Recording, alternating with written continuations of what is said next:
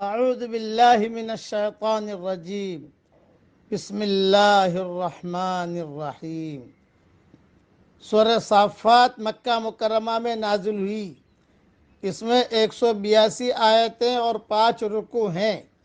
نازل ہونے کے اعتبار سے 56 نمبر پر ہے، لیکن تلاوت کے اعتبار سے 37ویں نمبر پر ہے اور سورہ انعام کے بعد نازل ہوئی ہے۔ والصافات صفا، قسم ہے قطار در قطار صف باندھنے والے فرشتوں کی۔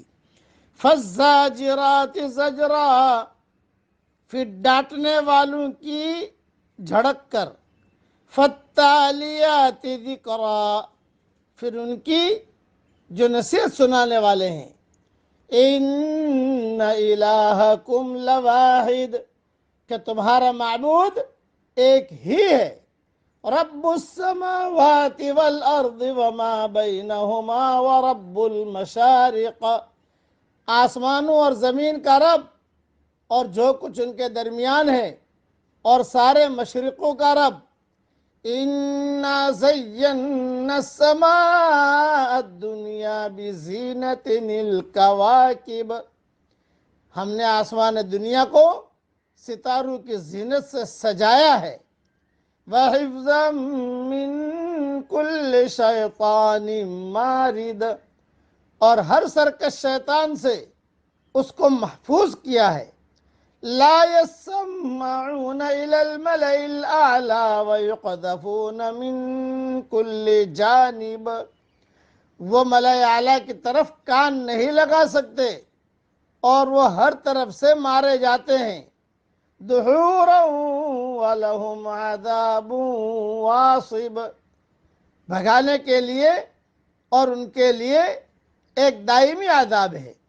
الا من خطف الخطفة فأتبعه شهاب ثاقب، مگر جو شیطان کوئی بات اچک لے تو ایک دہکتا ہوا شعلہ اس کا پیچھا کرتا ہے۔ اس کی بڑی لمبی چوڑی تشریح ہے، میں پہلے بھی کہہ چکا ہوں کہ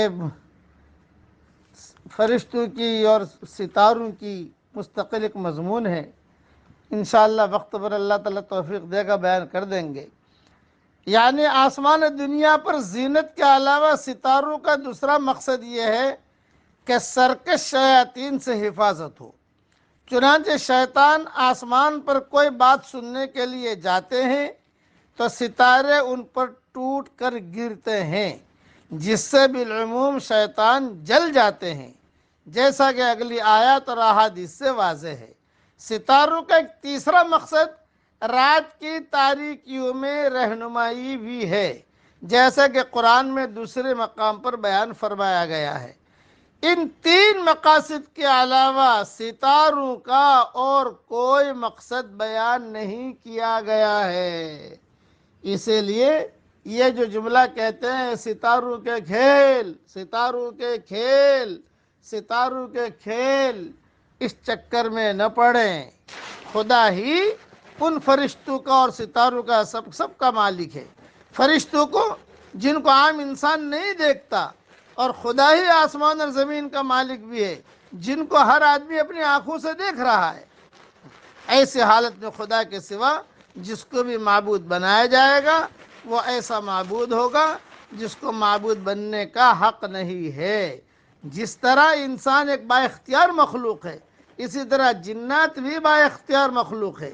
چنانچہ وہ خلا میں پرواز کرتے ہیں اور کوشش کرتے ہیں کہ اوپر اٹھ کر ملأ اعلیٰ عالم بالا تک پہنچے اور وہاں سے مستقبل کی خبریں لے آئے، مگر سماء دنیا میں اللہ تعالیٰ نے ایسے محکم انتظامات فرمائے ہیں کہ وہ یہی سے مار کر لوٹا دیے جاتے ہیں اور اس سے اوپر جانے کا موقع نہیں پاتے۔ خلاصہ کلام یہ ہے، اللہ ہی کرتے ہیں اور سب کا معبود ایک ہے، اس کی ہم عبادت کریں۔ اللہ تعالی ہمیں توفیق عطا فرمائے۔ اب پڑھ لیجئے میرے ساتھ، اے اللہ مجھے آپ سے محبت ہے، اے اللہ مجھے آپ کے دین سے محبت ہے، اے اللہ مجھے قرآن سے محبت ہے، اے اللہ مجھے تیرے نبی سے محبت ہے، اے اللہ تو مجھے تیرے دین پر اخلاص کے ساتھ چلنے کی توفیق عطا فرما۔ آمین۔ وآخر دعوانا ان الحمدللہ رب العالمین۔